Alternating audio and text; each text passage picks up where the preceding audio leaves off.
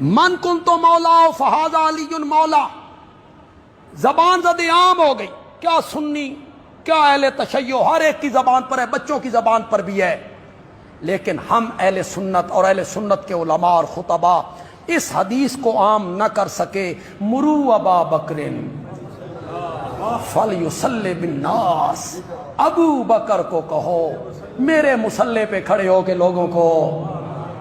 سارے صحابہ موجود ہیں، کیوں بھائی حضرت علی اس وقت موجود نہیں تھے؟ بیر سفر پہ گئے ہوئے تھے کہ مدینے میں تھے؟ مدینے میں۔